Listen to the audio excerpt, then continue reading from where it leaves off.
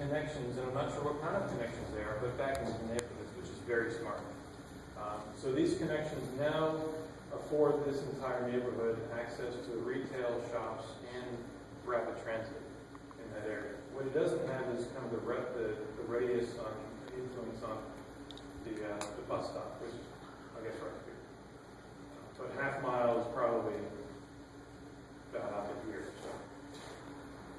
But a lot of interesting stuff, and I think that this one idea here about connecting to neighbors is crucial. And then where is this one located? Right back in that table. So definitely take a look at that when you get a chance. It gives all sorts of different ideas on how to do parking and mixed-use developments. Okay, let's go to the next one. This one you have to study for a little bit. So this is Wade Hampton and Reed School Road on this side.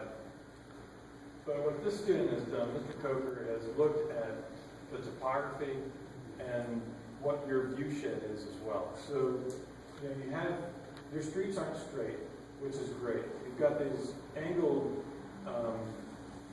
roadways coming in for the buses, here and here.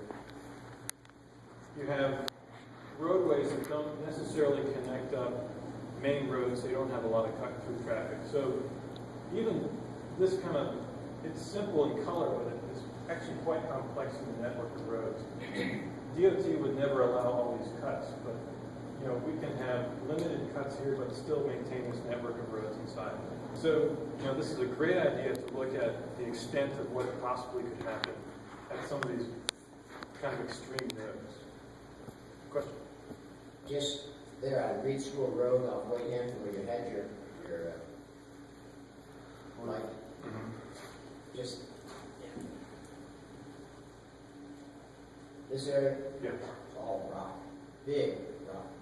The developer that had that gave up on it. Sold it to somebody else, and that'll be a long time before they cut through that rock. Okay. And again, don't let this be tied to that particular site.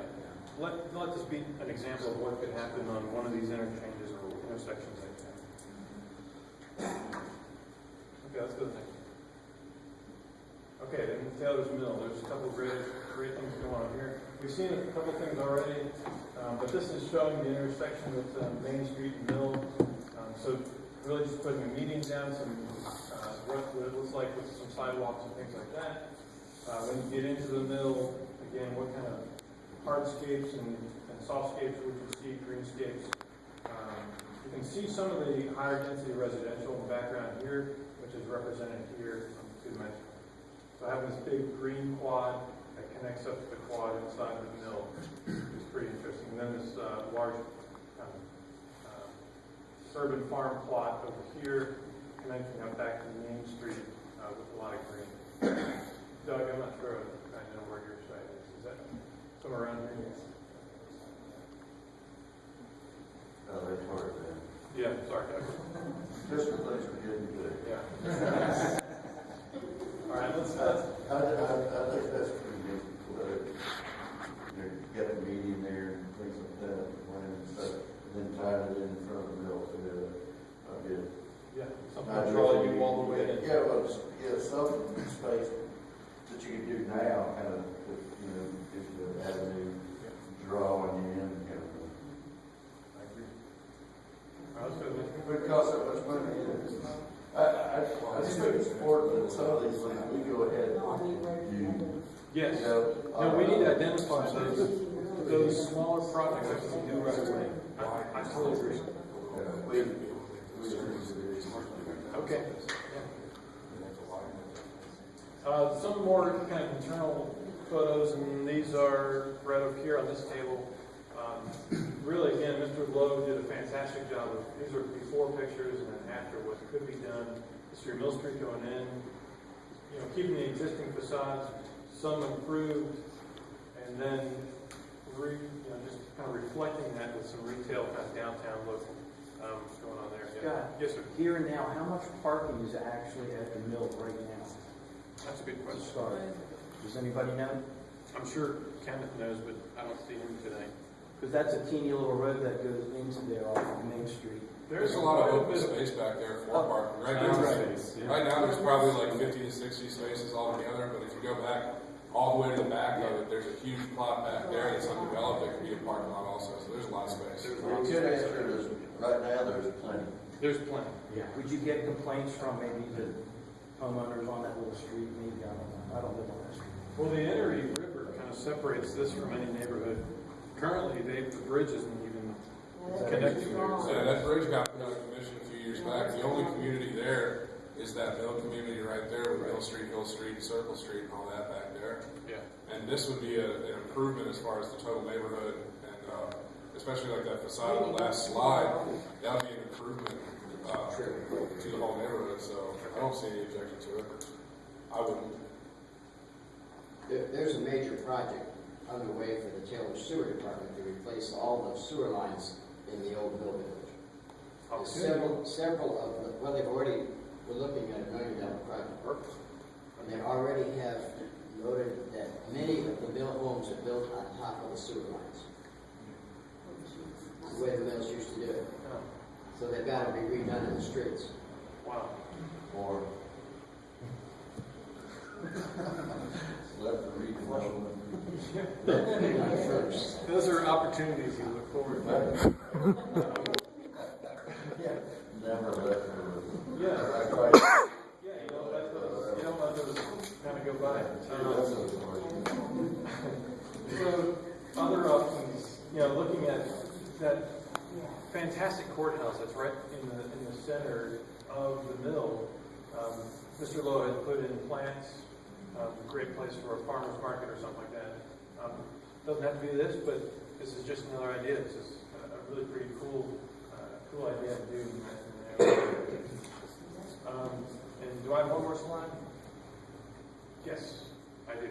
And it's a reminder, again, about tomorrow's meeting at 1:30. So if you have time, and I'll take questions in a second, but if you have time, go through and walk around, make notes, say what you like, say what you don't like, just so I can bring that back to the students. They're loving this feedback that we've been offering them this whole time. And then look forward to advisory groups. So I've been talking these things up. I've got a sign-up sheet here with names that have been here before and have been interested in it, but I don't know what your preference is for advisory group. So sign up for an advisory group, more than one if you want, right here. If you're not on the list, feel free to put your name in. If we sign up for an advisory group, when will we have to start working on this? Because with the holidays coming, I would like to, but not until after the holidays. Yeah, I think we're going to start on the 25th of December. No, it's going to be, it'll probably be like mid-January. Yeah. And so we'll do, we'll make sure everyone's schedule can, at least most people's schedule can fit through this. So. Yes, sir. I just want to say something. I come from Australia, and I lived in Western Sydney, and there was an area like right by my house about 10 minutes ago that was kind of like Taylor's. The last time I went back to visit after being away for about 10 years, they had done something like this, and it's by far the destination place in Western Sydney. And downtown Sydney Harbour is like 30 minutes away.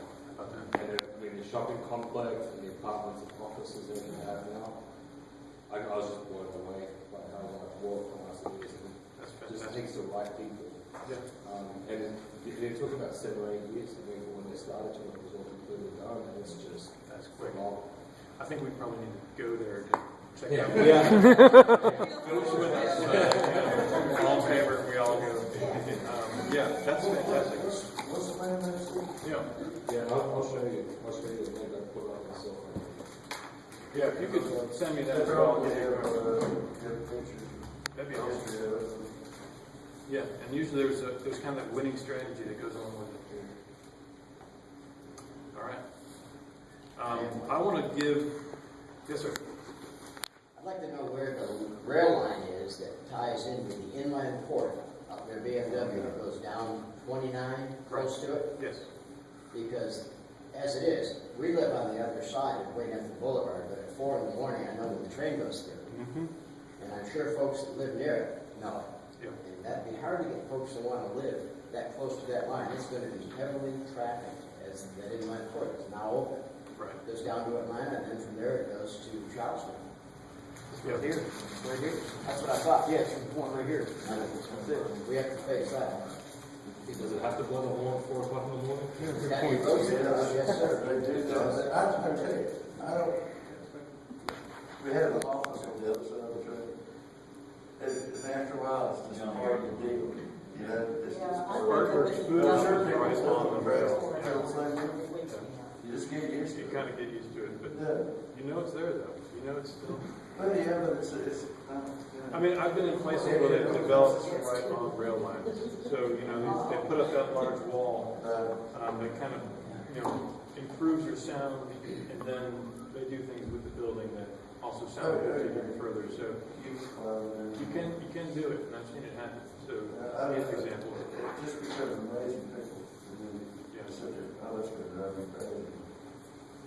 So before we kind of break up, I want to give Chad a second, because he's the one that has started the first advisory group meeting looking at urban farms. So I want to give him a chance to give you kind of an update on what that meeting was all about. Hi, my name is Chad Maniton. I'm starting an urban farm in Taylor's here. Before I start that, just some comments on what he's saying. The younger generations are interested in that small town feel now, locavores, you know, everything local. But a lot of people aren't willing to give up inconveniences.